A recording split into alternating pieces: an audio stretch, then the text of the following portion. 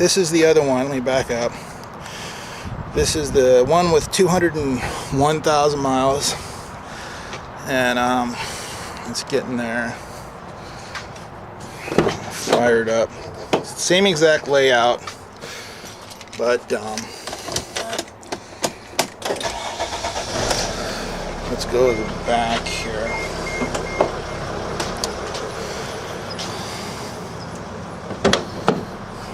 Okay. One thing that is different, you'll notice, is the fire extinguisher's mounted up toward the front instead of right there in that rear compartment. Let me step back a little bit so you can see. So here is the back. Again, it's got fantastic upholstery. There's no tears. It does have that it's like 4 or 5 point harness that you don't have to use like that. You can just use the lap belt.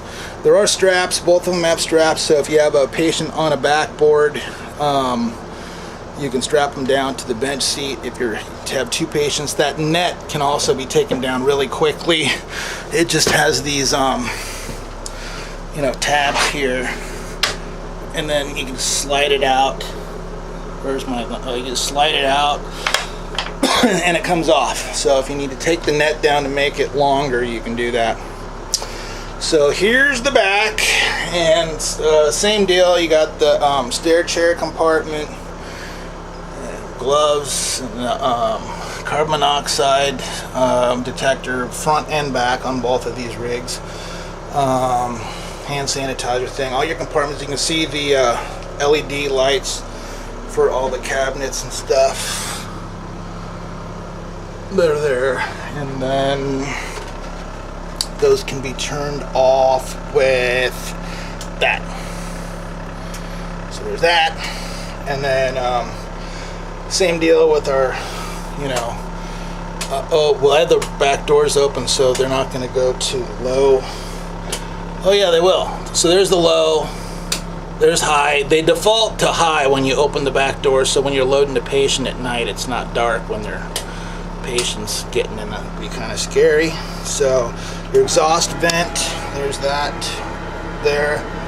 So the exhaust vent sucks any smells you don't want back here. The electric suction, which is on the wall. That's already cranked up there.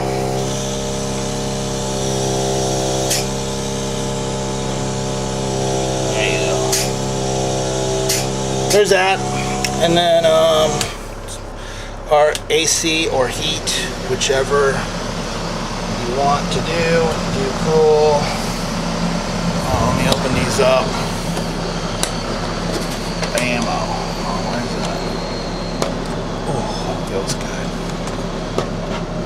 Okay, there's those. So that is, I think it's on high right now. I can't, let me see. Is that high? No, that's high. So there's the high. That's low. So there's high. Same setup as the other one. If you want heat, you go up. If you want cool, you go down. There's the speed selector. That's to turn it off entirely. And then you've got your compartment light switch, the inverter, which makes that outlet hot. And then same deal. There's one over here too. Oh yeah, it also has this thermostat thing. There, they both have that. So if you want to know how warm or hot it is in here. I've never used this. This is a newer version. This clock here, you can time your narcotics. So if you're doing like epi and atropine on a full arrest or something like that, you can do like 1 minute, 2 minute intervals, and it'll do like a countdown. And so you can time your drugs, but oh, actually, this is pretty cool. This is much better than the one that I used to have when I was working on a rig. And it'll go 1 minute, 2 minute, 5 minute, 10 minute preset increments. So if you're timing your narcs, you can use that. Or if you have a watch, you can just use your watch. But there is one there if you want. And it's got the lockable narcotics locker. I have the key for that. You can do that. Here's the jump seat. And then same deal. You've got, you know, for your monitor, jump bags, all your stuff up there. There's a space above all that. You also, both of them have oxygen outlet. There's IV hook, oxygen outlet for the bench seat side. So if you want to plug in an airflow meter over there, you can. And then there's more storage over there. This also has the lights. If the back doors are open, those will activate when the doors open. And there's that. So let's jump in the cab and look over that stuff. Alright, so here's the door. I don't want that to hit, but here's the driver's door on this side. You can see the floor, stepwell, everything's in great condition. The seats are in fabulous shape, armrests, and let's get in. Oh yeah, you know what? The other thing, there is like a glove box. They both have that. I didn't really show that on the other one. Kind of slipped by me. So our AC, or here's our thermostat, and then if you do that, it will increase that. Oh, okay, and then I got a radio. Oh, I guess our radio was on. Let's get to a different station, perhaps.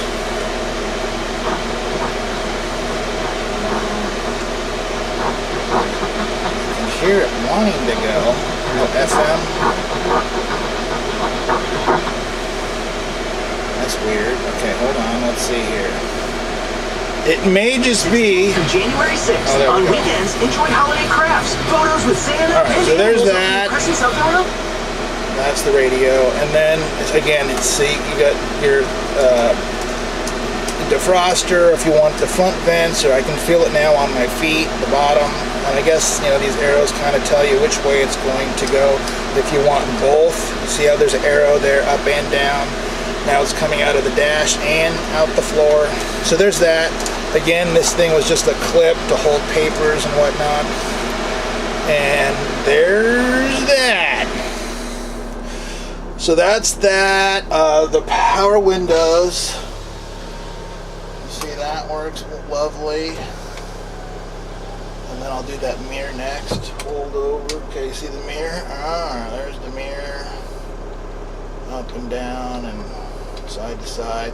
And then over here, see this mirror? It just doesn't want to go. But it's not that big a deal because you can just, you know, to fix it by hand if it's not where you want it to be. So there's that. Let's see what else we got.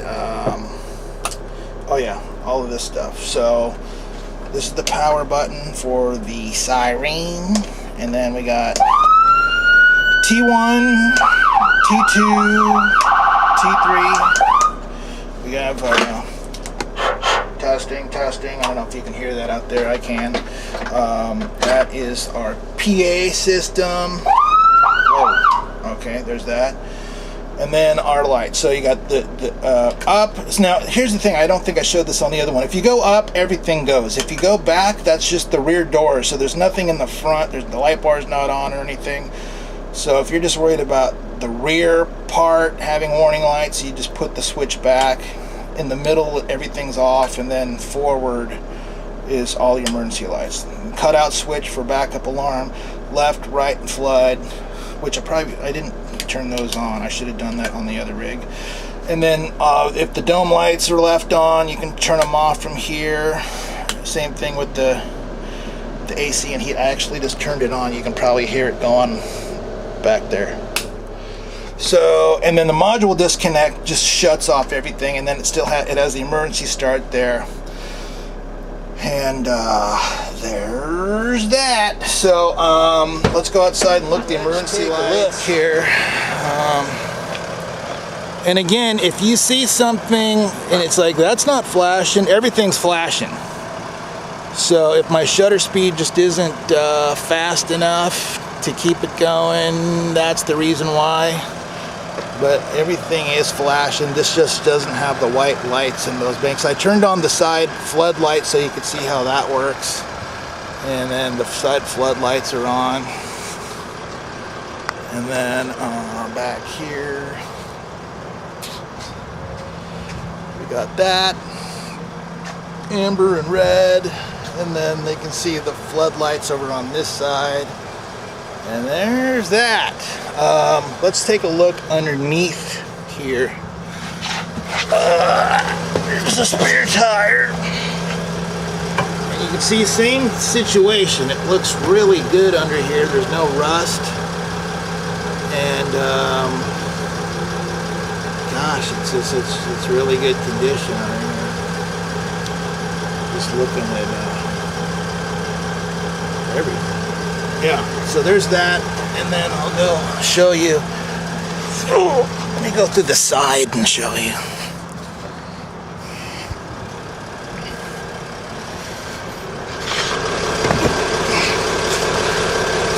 And so you can see the muffler and stuff.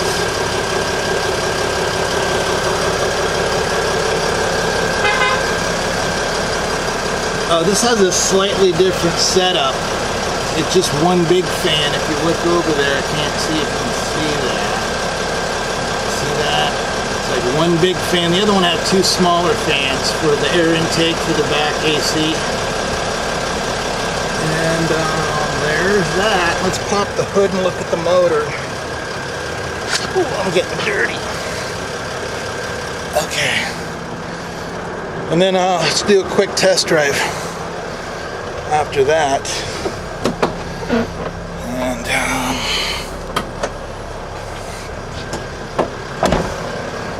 let me see if I can do this one-handed.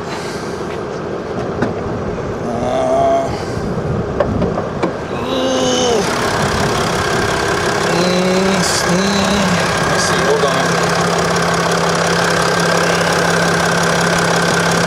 Alright, so same deal, very nice looking motor. Mercedes V6. A lot of these things, I think it was between 02 and 06. Yeah, between 02 and 06 it was a 5-cylinder motor in the Sprinters. So now I think 07 was the first year of the V6. V6 24 valve. You can see everything looks great. Everything's so accessible. There's the fuel injection control module right there. It couldn't be any more accessible. And yeah, it sounds great. There's the air filter. And then it looks like, hey, there's no top to the air filter. That's what I thought the first time I looked at a Sprinter. It's supposed to be like that because that's the top. So that's what comes down onto the top, and then there's a vent on the hood, and that's how it gets the air. So there's that, and I think we covered just about everything. Let me put this down for a second so I can close the hood, and then we'll go for a test drive.